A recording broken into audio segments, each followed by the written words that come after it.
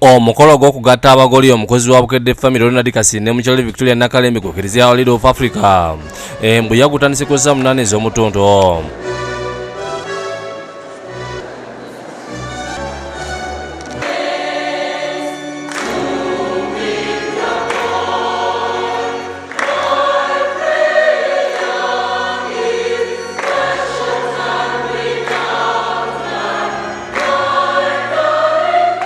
Gukulemedwa mu Reverend Father Paulino Mondo era ne biye mu kunyirira ku biragano by'obufumbo obutukuvu wakati mu kusakanya okuva wale mu Ekereziya.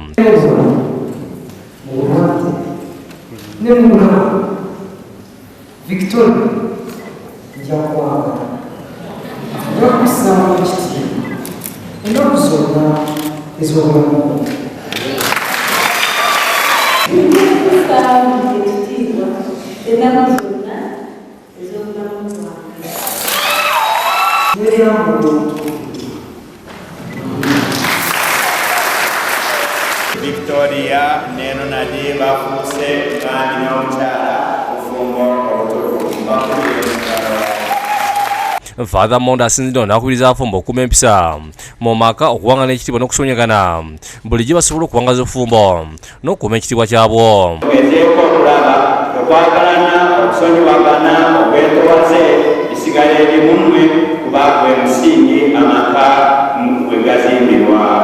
Asiimye bakasirye okwekwasa Katonda mu buli kimu era n'abasibiri okuzaala abaana kuba gwe musingi ogw'amaka. Oluvannyuma beetabye mu kusaba bayozaayoza bakasirye olw'ekkula lyebatuuseeko okugatta olw'edda y'abagole ne boolekera munda mu kibangezi ekyo ekitongole kya National Forest Authority wasembereza abagenyi baabwe. Naye abantu bangi beetabye ku mukolo guno okuli bannaddiini, abakulu n'abakozi mu Vision Group n'abalala wakati mu kusanyusibwa abayimbi ab'enjawulo.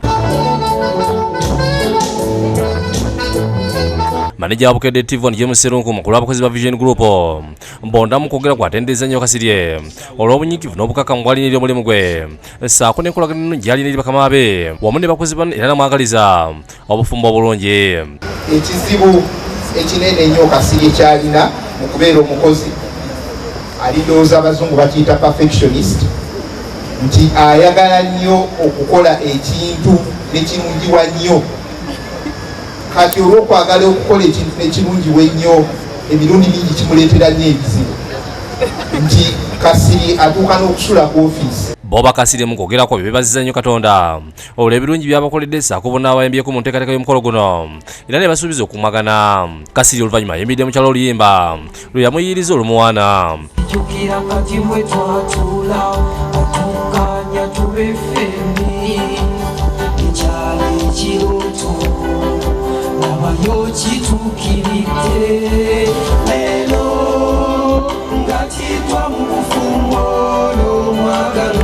Olwa basize keeki gye bagabudde abagenyi baabwe. Adrian Bali Bwanika yakusakidde eggulu eno ku lwa Bukedde TV.